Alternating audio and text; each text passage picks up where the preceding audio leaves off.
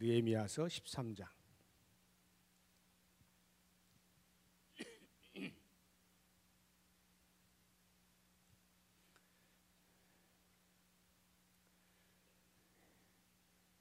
구약성경 748쪽. 구약성경 748쪽. 느헤미야서 13장 4절부터 마지막 절까지인데 지금 읽지 않고요. 저랑 같이 말씀을 상고하면서 제가 부분적으로 그렇게 같이 읽도록 하겠습니다.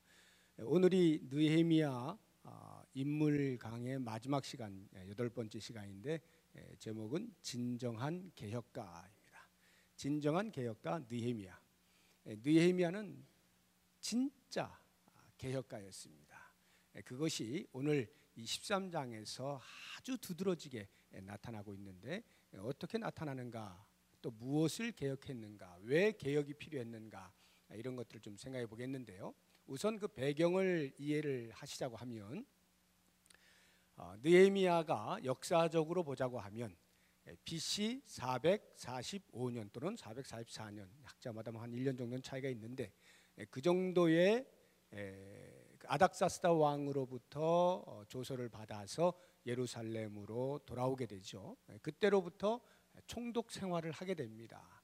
그래서 52일 만에 성벽을 다 짓고, 지난 시간에 우리가 성벽 봉헌식 하는 것을 보았죠.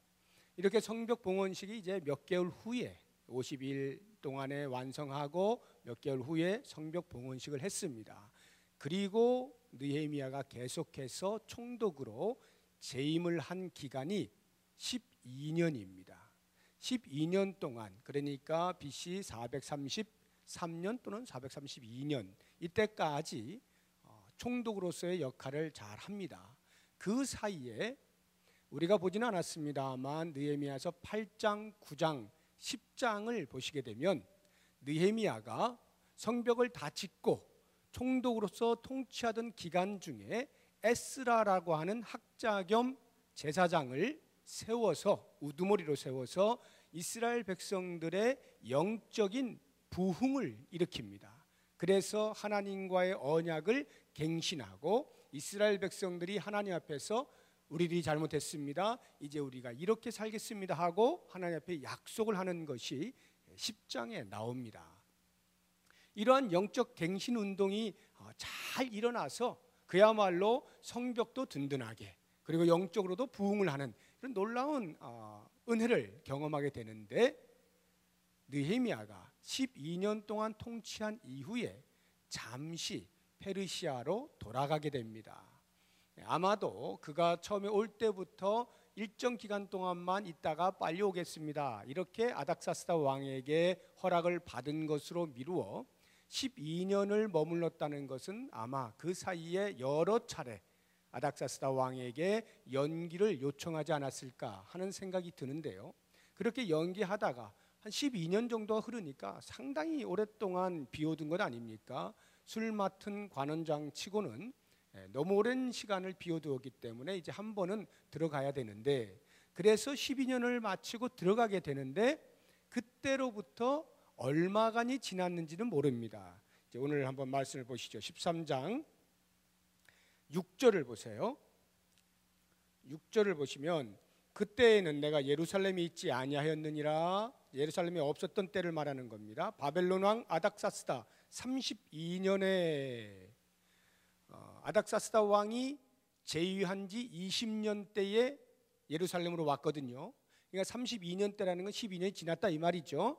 그때에 내가 왕에게 나아갔다가 며칠 후에 왕에게 말미를 청하고 다시 예루살렘으로 옵니다. 여기 말하고 있는 이 며칠 후라고 하는 것은 예루살렘에 있다가 페르시아로 갔어요. 그리고는 한 며칠 지난 다음에 아이고 제가 다시 예루살렘 가야 되겠습니다, 이런 며칠이 아니라 여기에 쓰여진 이 단어는 요미라고 하는 건데, 이게 날로도 번역이 되고 해로도 번역이 될 수가 있어요. 제가 보기에는 몇 날은 있을 수가 없는 일이에요. 왜냐하면 앞뒤에 일어난 일들을 우리가 이제 앞으로 볼 텐데, 그런 일들이 일어나기에는 느헤미야가 며칠 빈 상간에 그런 일이 일어날 수가 없어요. 그러니까 적어도 몇 년은 흐른 것으로 보이는데, 그 몇 년 후에 느헤미야가 다시 예루살렘으로 돌아와 보니 자기가 있을 때에 에스라를 중심으로 해서 일어났던 영적인 부흥의 운동들과 그 분위기가 굉장히 미진해진 것입니다. 그래서 이스라엘 백성들이 하나님 앞에서 약속했던 그런 것들이 잘 지켜지지 않고 있었던 거예요. 그것을 목도하게 된 느헤미야가 이래서는 안 되겠다 하고 개혁의 칼을 빼어든 것이 13장 전체의 내용입니다. 그래서 어느 부분들에 대하여 개혁을 하였느냐라고 하는 것을 오늘 우리가 한 4가지 정도 4부분에서 느헤미야가 개혁을 일으키는데요. 그 부분을 우리가 하나씩 살펴보면서 우리 가운데 또 도전하여 주시는 말씀을 새겨보도록 하겠습니다. 자, 그럼 가장 먼저 느헤미야가 개혁을 한 영역이 어디냐 하면 성전에 대하여 모독을 하는 행위가 일어나고 있었던 것입니다. 그래서 그것을 척결하는 것을 가장 먼저 행했는데 그것이 4절에서 9절까지의 말씀에 나옵니다. 자, 이제 4절부터 9절까지 우리 한 절씩 교독을 하는데 읽으시면서 내용이 뭔가 한번 이렇게 머릿속으로 조금 집중해서 읽으시면 좋겠어요. 제가 먼저 4절을 읽습니다. 이전에 우리 하나님의 전에 방을 맡은 제사장 엘리야십이 도비야와 연락이 있었으므로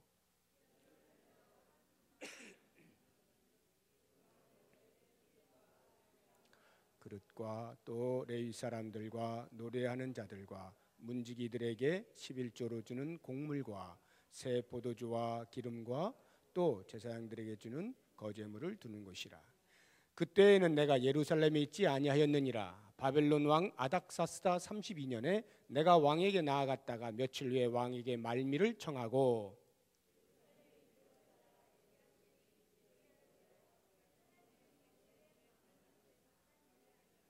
내가 심히 근심하여 도비야의 세간을 그 방 밖으로 다 내어 던지고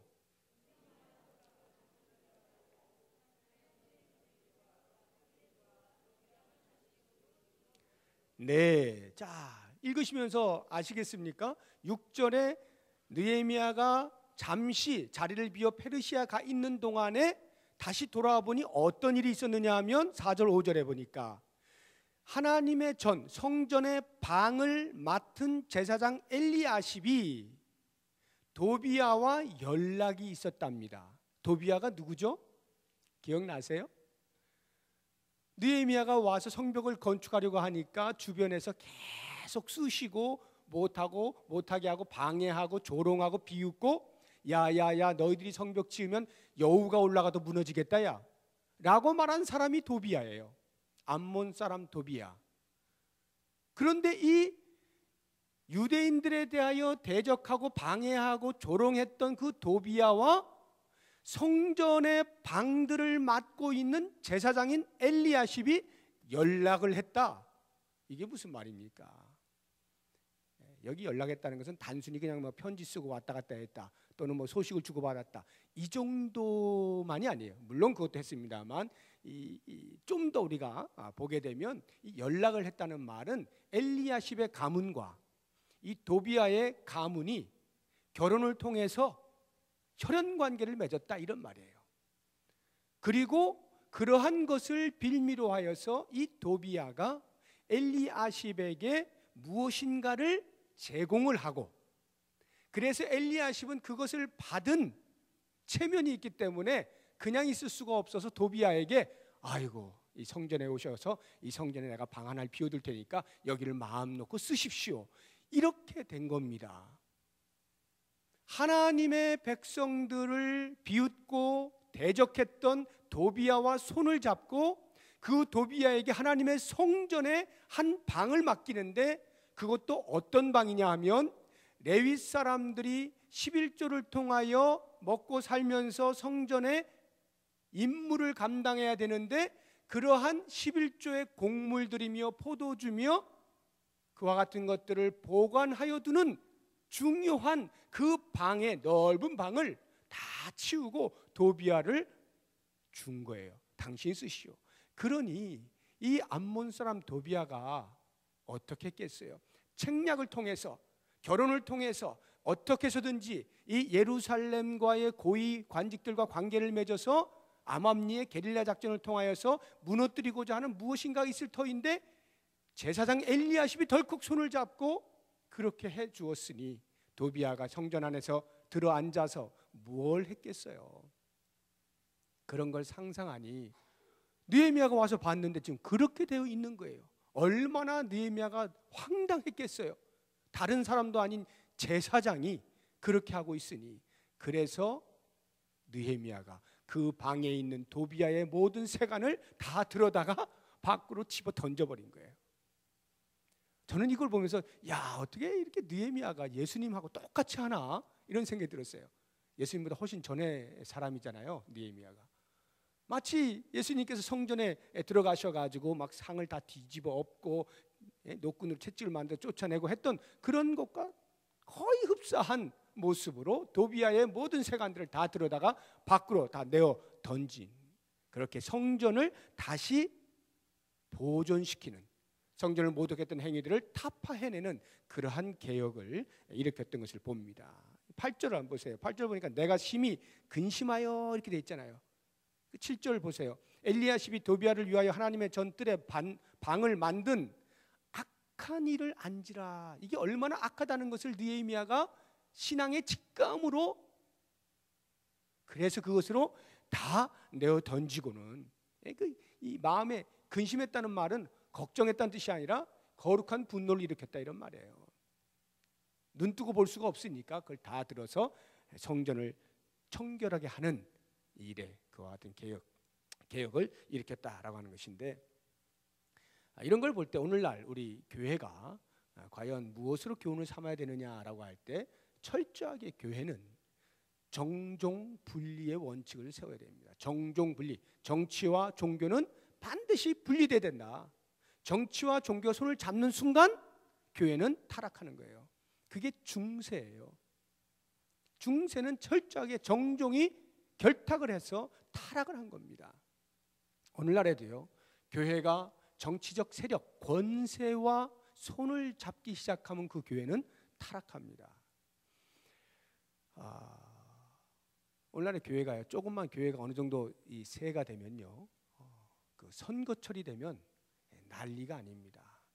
지난번에도 국회의원 선거 있을 때 우리 교회를 방문하신 이 지역의 유력한 국회의원 부부가 있었습니다. 저를 만나겠다는 거예요.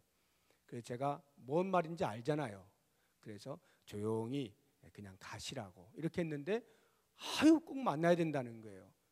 누가 만나도 만나주는 거 아닙니까? 듣고 보니까 또 맞네. 그래서 그러세요? 그럼 오세요 해서 제가 만났습니다. 요청하는 게 뭐냐 하면, 지금 우리 부부가 예배를 지금 목사님 교회에서 예배를 드리려고 하는데 광고 시간에 인사 한 번만 시켜주세요 이렇게 하시더라고요. 새로운 사람도 다 인사시키는 거 아니냐 이런 거죠. 그래서 제가 당신들은 새로운 사람들이 아니라 목적을 가지고 온 사람들이기 때문에 소개를 안 시켜드립니다.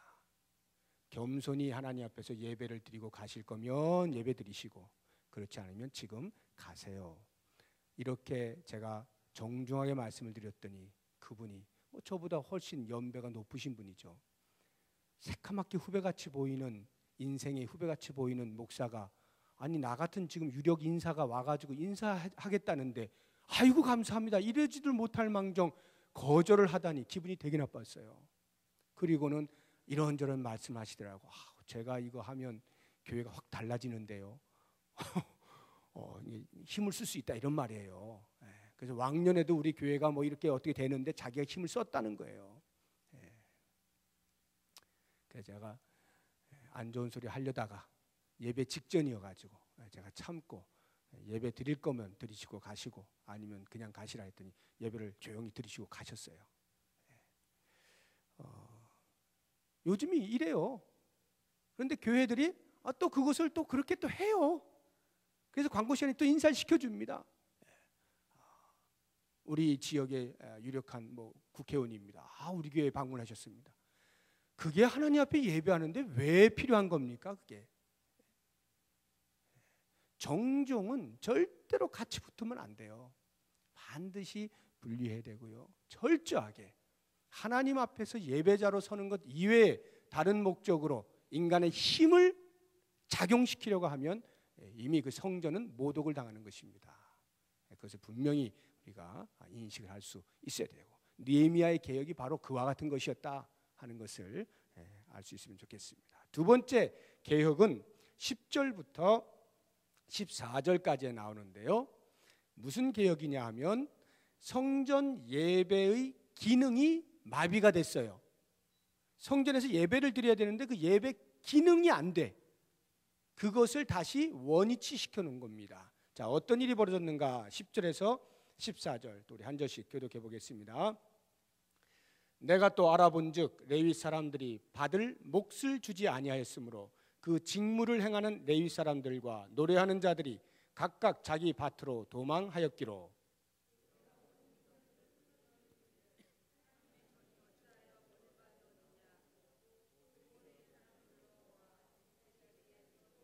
이에 온 유다가 곡식과 새 포도주와 기름의 11조를 가져다가 곳간에 드림으로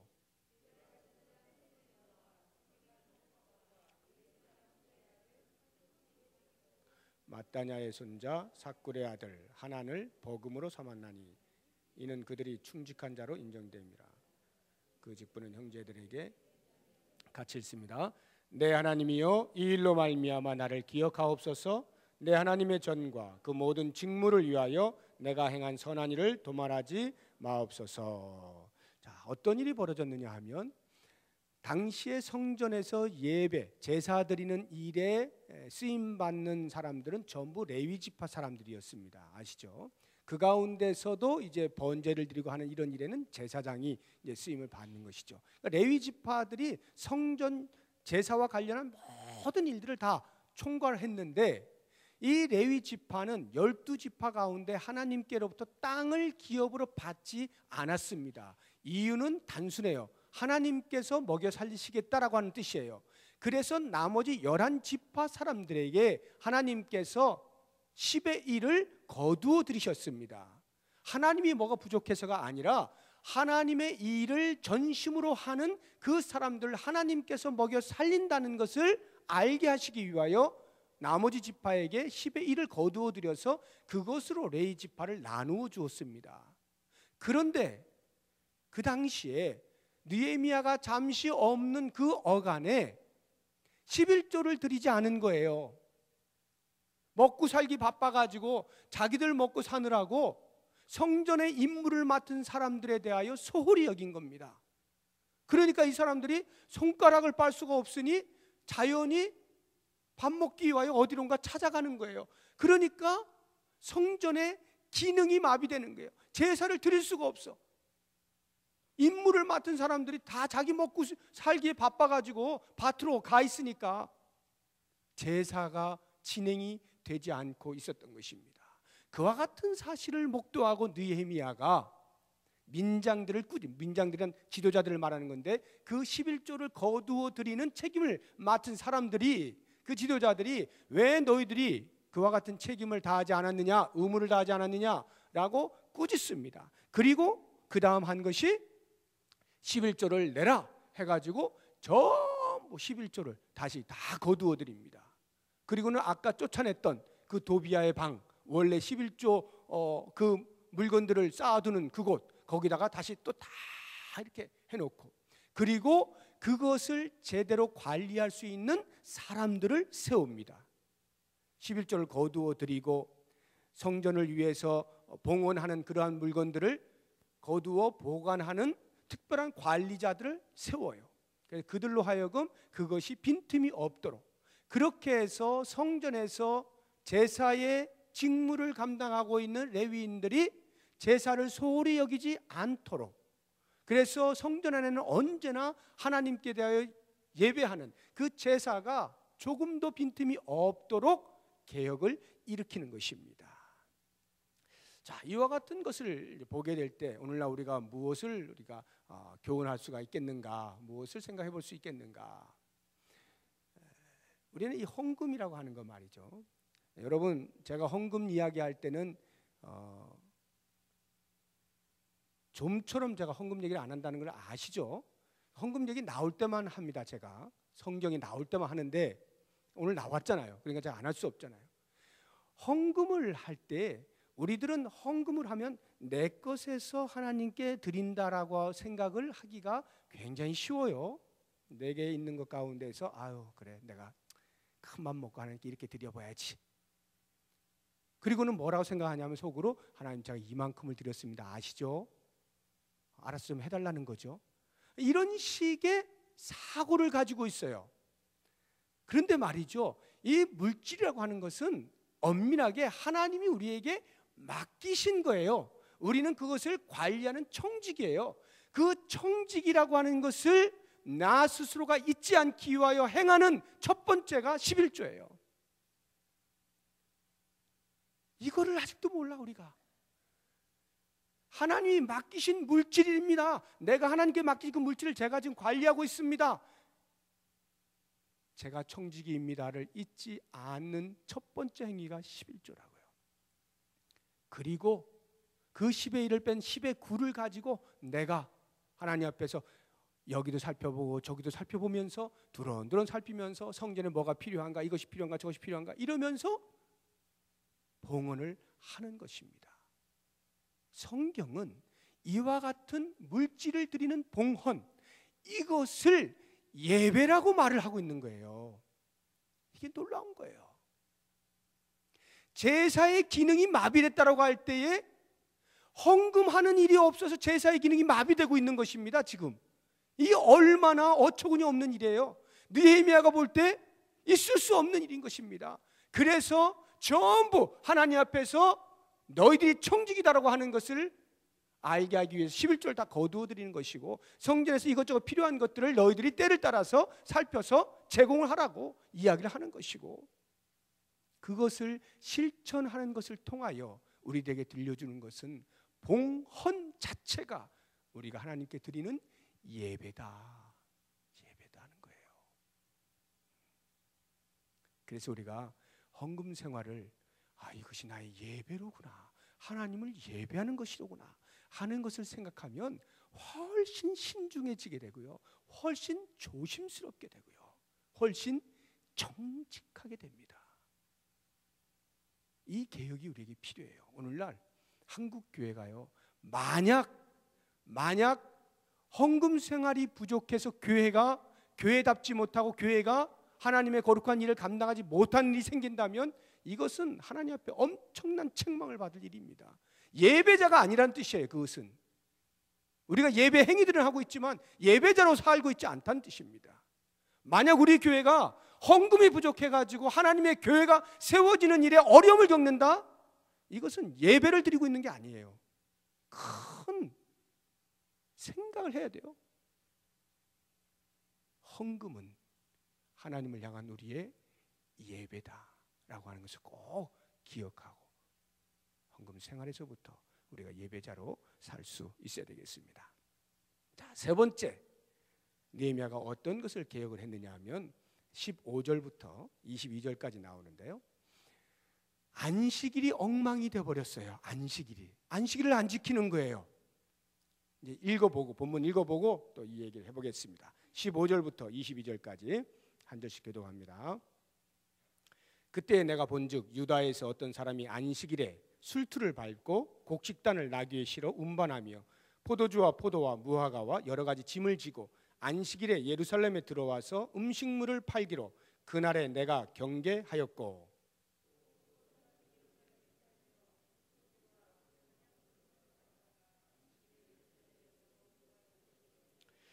내가 유다의 모든 귀인들을 꾸짖어 그들에게 이르기를 너희가 어찌 이 악을 행하여 안식일을 범하느냐.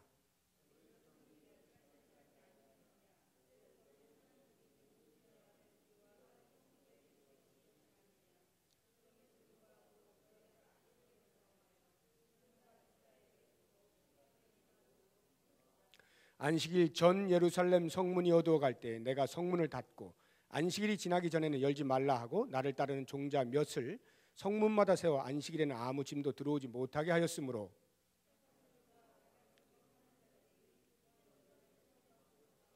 내가 그들에게 경계하여 이르기를 너희가 어찌하여 성 밑에서 자느냐. 다시 같이 하면 내가 잡으리라 하였더니 그 후부터는 안식일에 그들이 다시 오지 아니하였느니라. 내가 또 레위 사람들에게 몸을 정결하게 하고 와서 성문을 지켜서 안식일을 거룩하게 하라 하였느니라. 내 하나님이여 나를 위하여 이 일도 기억하시옵고 주의 크신 은혜대로 나를 아끼시옵소서. 자, 여기를 보니까 안식일에 모든 일을 멈추고 하나님께만 온전한 제사를 드려야 되는데 보니까 15절을 보니까 술투를 밟고 곡식단을 나귀의 시로 운반하고 포도주와 포도 무화과나 여러 가지 짐을 지고 안식일에 예루살렘에 들어와서 음식을 막 팝니다. 이런 일이 벌어진 거예요. 왜 이런 일이 벌어졌느냐? 제사장 엘리야십이 백성들에게 그 10의 1을 거두어 하나님의 것임을 알게 하지 아니하다 보니까 오히려 10의 1은 내지 않고 있는데 물질에 대해서는 더 궁핍함을 느끼는 거예요. 더 많이 벌어야 되겠는 거예요. 더 많이 가져야 되겠는 거예요. 그러니까 더 열심히 일을 하다 보니 안식일마저 범하는 거예요. 그전에는 그런 일이 없었는데 돈독이 드니까 이것이 안식일이고 뭐가 안 보이는 거예요. 그러니까 계속 일을 하는 것입니다. 뭐 처음부터 엄청나게 그렇게 범하지 않았겠죠. 조금씩 허용하고 허용하다 보니까 점점 결국에는 이방인들도 짐을 싣고 와서 예루살렘에 와가지고 안식일날 버젓이 상행위를 해버리는 것입니다. 느헤미야가 이걸 본 거예요. 깜짝 놀랐습니다. 그래서 당장에 명한 것이 성문을 닫아라. 성문에서 왔다 갔다 하니까 성문을 닫아라. 그랬더니 어떤 일이 벌어졌느냐 하면요, 장사하는 사람들이 성문이 닫혀 있으니까 거기에서 밤새 기다리고 있는 거예요. 설마 문 열리겠지, 뭐 한두 번 이러다 말겠지 이러고는 아예 거기서 죽치고 있는 거예요. 문이 열리기까지. 느헤미야가 야, 이것들 봐라, 말로 안 되네 하고는 직접 가서 너희들 계속 이러고 있으면 내가 감옥에 집어넣는다 이래가지고 완전히 쫓아내는 거예요. 그리고는 경건한 레위 사람들, 너희들 몸을 정결하게 해라 해가지고는 아예 성문을 지키는 자들을 세워놔 버렸어요. 안식일에는 아예 얼씬도 못하도록 성문을 닫고 사람들이 왕래하지 못하도록 아예 그렇게 성문을 지키는 사람을 세워 놓는 그러한 개혁을 일으키게 된 것입니다. 오늘날로 하면 주일 성수 아니겠습니까? 주일 성수예요. 어디서 어디까지가 주일 성수냐, 뭐 이런 것을 이야기하는 게 아니에요. 지금 이 안식일 준수라고 하는 것이 왜 느헤미야가 이와 같은 개혁을 하고 있느냐를 잘 보셔야 돼요. 안식일에 적어도 하나님 앞에 하나님이 거룩한 분이십니다. 하나님이 우리의 주인이십니다. 하나님이 우리의 왕이십니다. 하나님이 우리의 구원자이십니다. 그래서 우리의 찬송을 받으시기에 합당하신 분입니다. 이렇게 하나님을 기리는 날로 정해놓은 것인데 그것보다는 지금 내가 먹고 사는 것이 더 중요하다는 것이에요. 하나님 우선에서 내가 사는 것 우선으로 우선순위가 바뀌어가고 있었다 이 말이죠. 바로 이 부분에 대하여 느헤미야가 개혁을 일으키는 거예요. 어림도 없는 소리다. 우리는 나를 중심하여 사는 자들이 아니라 하나님을 중심하여 사는 자들이다 라고 하는 것을 안식일 준수를 통하여 그들에게 깨우쳐 주는 거예요. 오늘날 우리가 주일 성수를 한다라고 할 때에 그 정신, 주일을 성수한다는 정신의 그 첫 번째 의미가 하나님을 최우선으로 여긴다 이 말이에요. 그래서 아까 우리가 물질이 하나님께 예배라 하는 것처럼 시간도 역시 하나님을 예배하는 것이 돼야 하는 거예요. 그게 바로 주일 성수예요. 여러분 한번 생각해 보세요. 주일에 돈을 버는 것이 많이 법니까? 주일에 문 닫는 것이 돈을 많이 법니까? 상식적으로 당연히 문을 닫고 있는 것보다는 하루 더 일하는 게 당연히 더 버는 거죠. 이건 우리 상식이에요.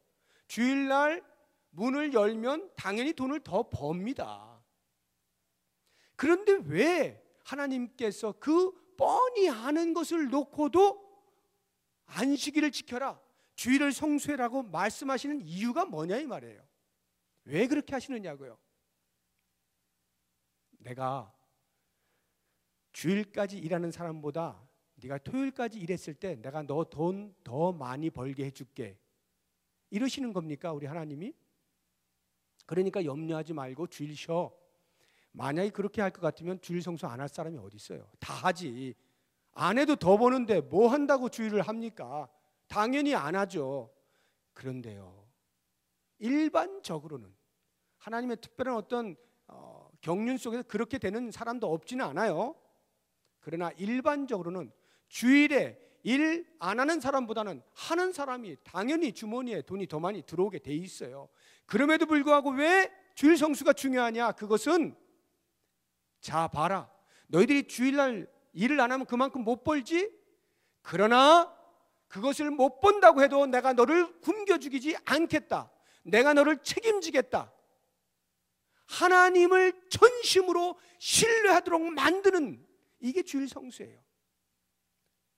왜 주일 성수를 하게 하느냐? 하나님이 나를 먹여 살리신다. 이 믿음 가지라는 거예요. 실제로 하나님 먹여 살리시고요.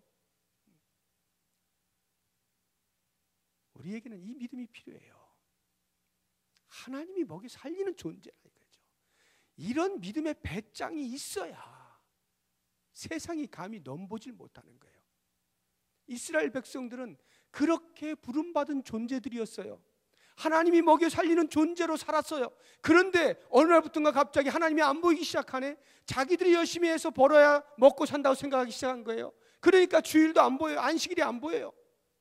부지런히 일만 하는 거예요. 그런데 알고 보면, 나중에 보면 겉으로는 분명히 주머니에 돈이 더 많이 들어왔는데 너무 쉬질 못해서 병원비로 까먹는 게 더 많이 나가네요. 이게 이치예요. 하나님께서 우리에게 보여주시는 이치예요. 너는 적어도 일주일에 한 번 좀 육체가 쉬고 나를 향하여 구원의 노래를 부르는 것이 너에게는 가장 건강한 거야. 너에게는 가장 행복한 거야.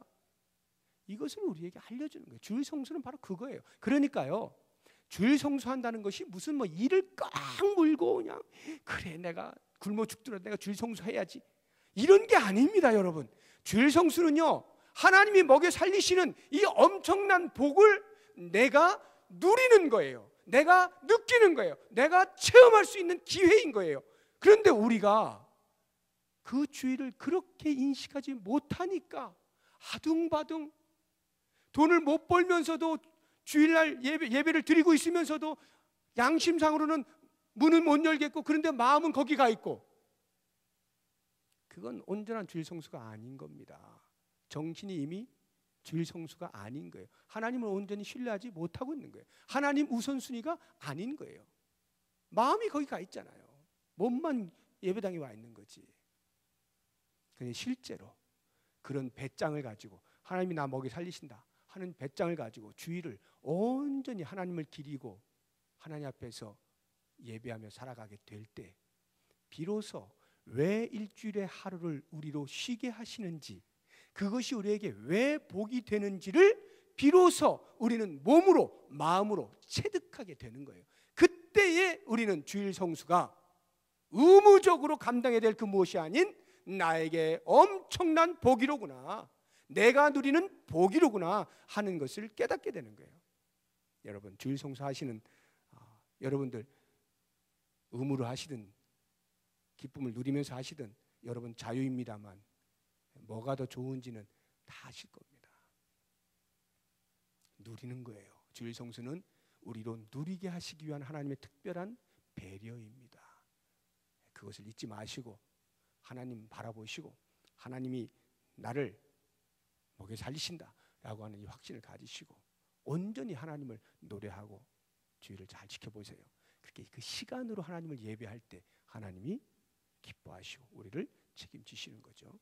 자, 마지막 느헤미야의 개혁이 23절에서 31절 마지막 절까지 나오는데요. 그것은 신앙 공동체의 정체성을 확립하는 일입니다. 정체성이 흔들려 버렸어요. 어떻게 신앙 공동체의 정체성이 흔들렸냐면 통혼을 하게 됨으로써 이스라엘 백성들은 이방인과 결혼을 하지 못하게 돼 있습니다.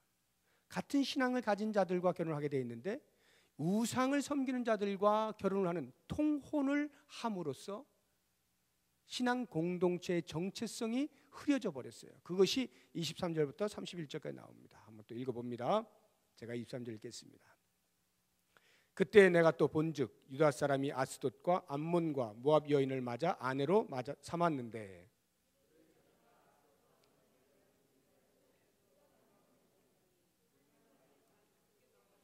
내가 그들을 책망하고 저주하며 그들 중 몇 사람을 때리고 그들의 머리털을 뽑고 이르되 너희는 너희 딸들을 그들의 아들들에게 주지 말고 너희 아들들이나 너희를 위하여 그들의 딸을 데려오지 아니하겠다고 하나님을 가리켜 맹세하라 하고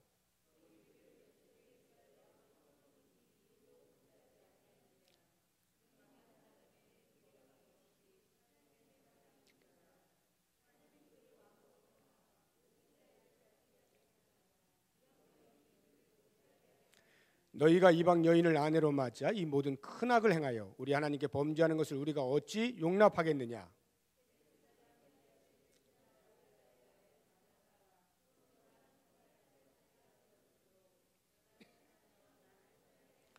내 하나님이여 그들이 제사장의 직분을 더럽히고 제사장의 직분과 레위 사람에 대한 언약을 어겼사오니 그들을 기억하옵소서.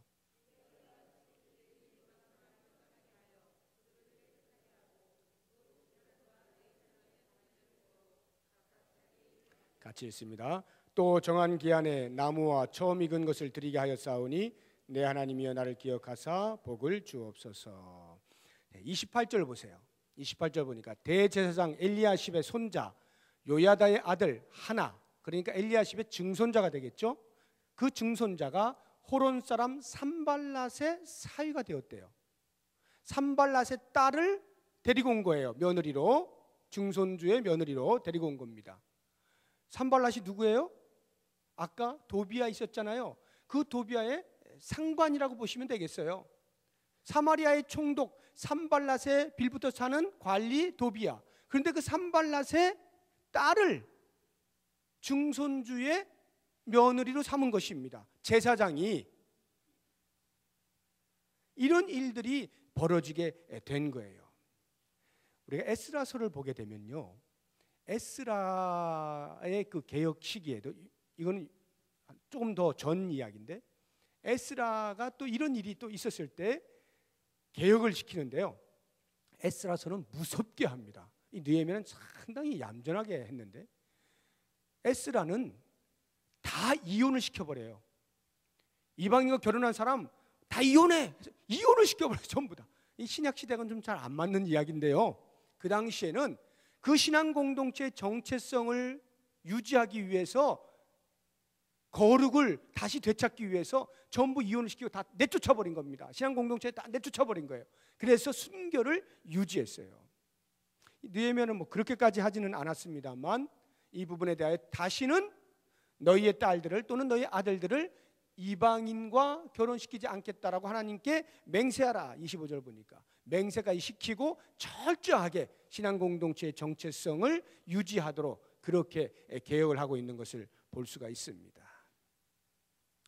여러분, 이 혼인이라고 하는 것은 참 이게 힘든 이야기예요. 결혼을 하는 것은 쉽지가 않아요. 이게 그렇기 때문에 개혁이 필요한 거예요. 쉽지 않기 때문에. 그 쉽지 않은 것을 이용해서 사탄이 자신의 나라를 집어넣는 거예요. 하나님의 나라 안으로 집어넣는 거예요. 설마 결혼하는 것을 뭐 너희들이 이혼시킬 거야, 뭐 할 거야, 이러면서 그 쉽지 않은 것 때문에 그것이 올무가 되어서 우리가 신앙 공동체의 정체성을 세워가는데 어려움을 느끼는 것입니다. 그런데 이 느헤미야가 그 부분을 과감하게 불러다가, 여기 보면 막 머리털 뽑는 게 나오지 않습니까? 이 머리털 뽑았다는 말은 사람들 앞에서 공식적인 모욕을 주었다, 이런 말이에요. 그런 사람들에게 모욕을 줘가면서 너희들이 그래서 되겠느냐, 이렇게 하고는 아예 뿌리를 근절을 시켜버리는 거죠. 다시는 그런 일이 일어나지 않도록 하는 이런 일을 하고 있는 것입니다. 이것은 오늘날 우리들이 어떤 도전을 받아야 되냐면, 교회 안에 이렇게 교회라고 하는, 그리스도를 머리로 하는 이 교회의 정체성을 흐리게 만드는 어떤 요소들이 세속에서부터 계속 들어오는 세속화가 일어날 때 그것을 막지 않고 그냥 놔두고 있다가 이렇게 통혼하는 것과 같은, 막 섞여버리게 되면 뭐가 뭔지를 모르게 된다, 이 말이에요. 이게 교회인지 사회 단체인지 알 수 없는 지경에 이르게 된다는 거죠. 그렇기 때문에 교회라고 하는 그 신앙 공동체의 색깔을 정확하게 지켜내기 위하여, 거룩을 지켜내기 위하여 세속으로부터 흘러 들어오는 교묘한, 우리를 넘어뜨리려고 하는 어떠한 것들, 그것들을 차단시키는 겁니다. 어떻게 해서든지 교회 공동체를 거룩으로 유지하고자 하는 이러한 개혁의 몸부림이 있어야 한다라고 하는 것이죠. 자, 오늘 우리가 이 네 가지를 살펴보았는데, 저는 느헤미야 전체를 이렇게 보면서 느헤미야가 참 대단한 사람이다라는 생각이 들어요. 느헤미야를 제가 세 가지로 느헤미야가 어떤 사람이냐 이렇게 했을 때에 세 가지로 한번 요약을 한다면, 그 첫 번째가 무조건 느헤미야는 하나님 중심이에요. 다른 게 없어요. 무조건 하나님 중심이에요. 하나님 중심으로 해서 빗나가는 것은 다 잘라내는 거예요. 하나님 중심에서 어긋나는 것은 다 고치는 거예요. 오직 하나님 중심으로 사는 대단한 사람이에요. 뿐만 아니라 느헤미야는 보아서 하나님의 뜻대로 이루어지지 않고 있는 것들에 대하여 결코 가만히 있지 않아요. 반드시 행동으로 옮겨요. 이것을 저는 행동하는 신앙이다 이런 표현을 쓰는데, 행동하는 신앙인이었어요. 말로만 하지 않아요. 생각만 하고 말지 않아요. 못 본 척 그냥 지나가지 않습니다. 반드시 하나님의 뜻에 거스르는 부분에 대하여 행동하는 신앙인으로 살았던 것을 봅니다. 그리고 마지막 한 가지 정말 중요한 것은, 보통 이렇게 행동하는 신앙인의 가장 약점이 뭐냐 하면 자신의 의의가 드러나기 쉽다는 거거든요. 행동하니까요. 남들은 잘 못하는 것을 자기는 행동하니까, 그러다 보니 자기도 모르게 자기의 의의가 드러나기가 쉬워요.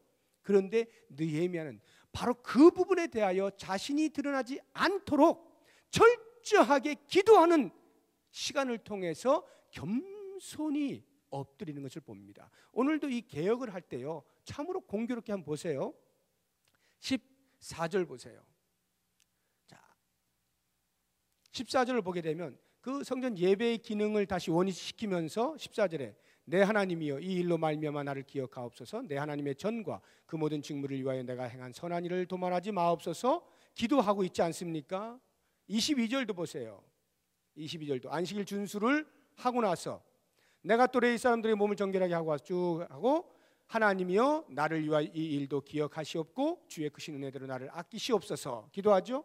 31절도 보세요. 또 정한 기한에 나무와 초 익은 것을 드리게 하였사오니 내 하나님이여 나를 기억하사 복을 주옵소서. 지금 여러분이 기도하는 내용을 보면은 저를 기억해 주세요, 제가 이렇게 했으니까 저에게 은혜 베푸세요, 이렇게 기도한 것처럼 보이지만 실상 느헤미야가 기도하고 있는 것은 뭐냐 하면 이와 같은 개혁에 혹이라도 나의 뜻이 들어가지 않도록 하나님의 뜻만이 온전히 이루어질 수 있도록 나를 감춰주세요라고 하는 철저한 낮아지는 기도가 있는 거예요. 그런 기도가 전제되고 있는 것입니다. 느헤미야가 예루살렘에 올 때부터 눈물로 기도하고 민족의 죄를 자기의 죄로 간주하고 기도하고 온 것처럼 그런 모든 개혁의 순간마다 하나님 앞에 무릎을 꿇고 기도하고 시작하는 거예요. 왜? 자칫 자기가 드러나지 않기 위해서. 오직 하나님의 뜻만이 온전히 드러나고 하나님의 의만이 드러나 영광을 받으시게 하기 위해서 느헤미야는 철저히 기도하는 사람이었어요. 저는 이게 얼마나 멋있는지 몰라요. 사랑하는 여러분, 우리가 8주 동안의 느헤미야를 살펴보았는데 개혁가로서의 느헤미야, 누구를 개혁하는가? 너 개혁할 생각하지 마시고 우리 모두가 다 나를 먼저 보시고 나를 어떻게 개혁해야 되겠는가? 나를 어떻게 개혁해야 되겠는가? 나는 지금 하나님 중심으로 살아가고 있는가? 이 부분을 철저하게 돌아보시고 나는 과연 행동하는 신앙인인가? 나는 기도하여 엎드리는 사람인가? 이런 부분으로 언제나 자기 자신을 변화하기를 그치지 마시고 그래서 하나님의 뜻을 온전히 이루어드릴 수 있는 우리 한 사람 한 사람, 그래서 그 사람들이 모인 부평 동북교회가 될 수 있기를 주의 이름으로 축복합니다.